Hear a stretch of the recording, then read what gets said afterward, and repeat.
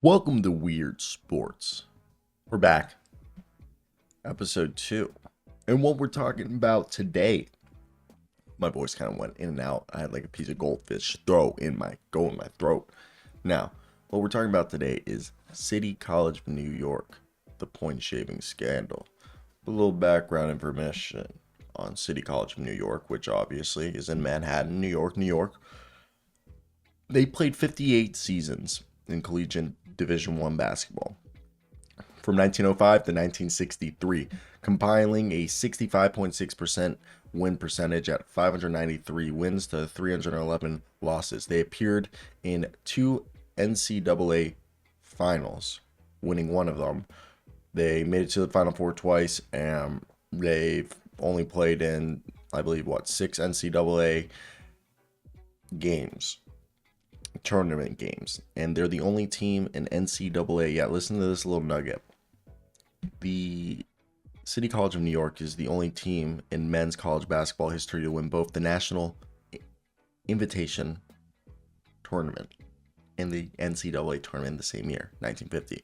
However, this accomplishment is very much overshadowed by the City College New York point shaving scandal, which 7 of the City College New York basketball players were arrested in 1951 for taking monies from gamblers and mobsters to affect the outcome of games. The scandal led to the decline of City College New York from a national powerhouse in Division I basketball to a member of a Division III and damaged the national profile of college basketball collectively, and there was damage control needed to be done by the NBA. Now, the reason why I was inspired, there was in 1951, to be exact, all right, 8 guys who were suspended because of this. I missed, but technically 7 because one guy got it overturned. So 7 guys were permanently banned.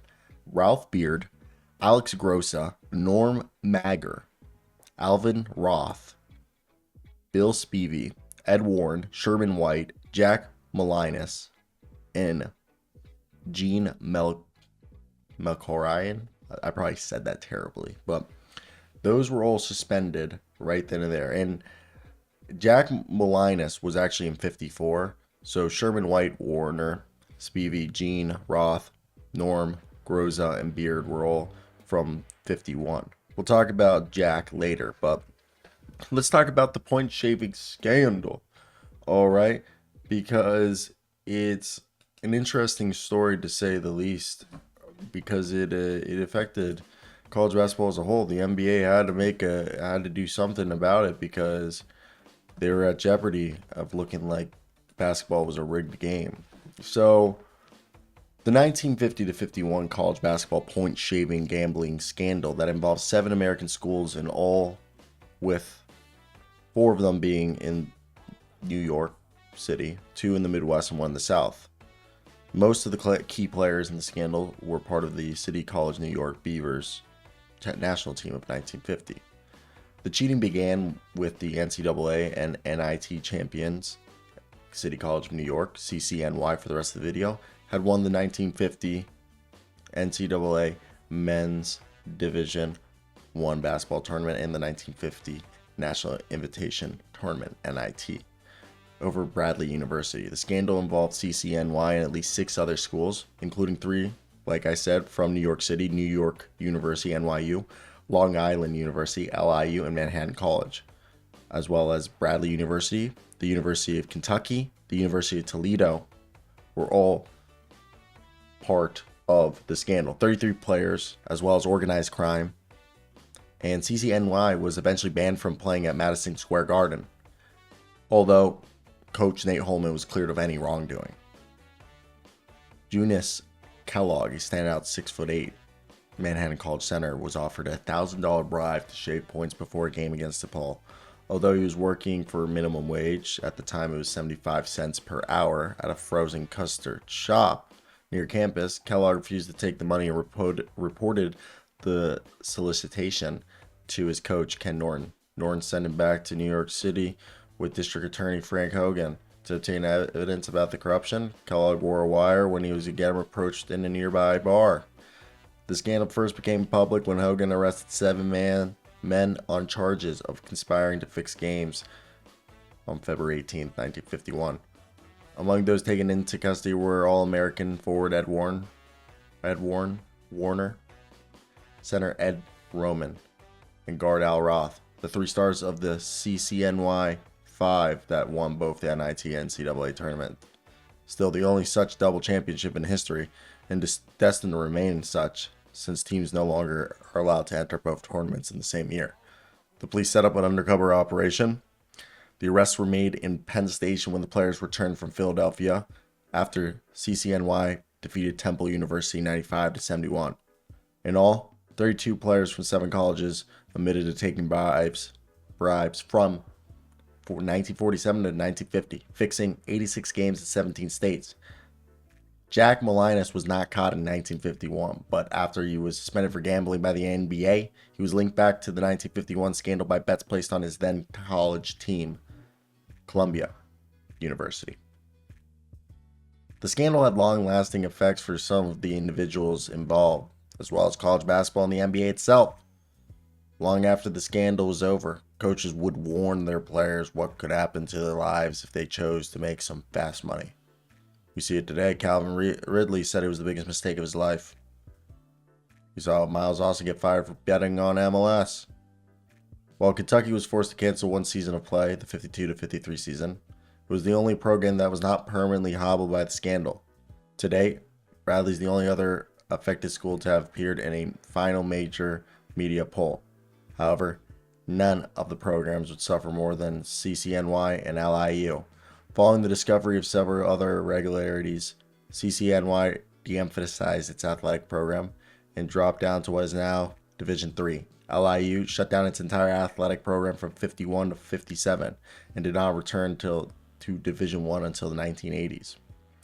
There's a great Liev Schreiber documentary by HBO Sports and George Roy, Stephen Hillard Stern that covers it. It's called The City Dump, Story of the 51 CCNY Basketball Scandal.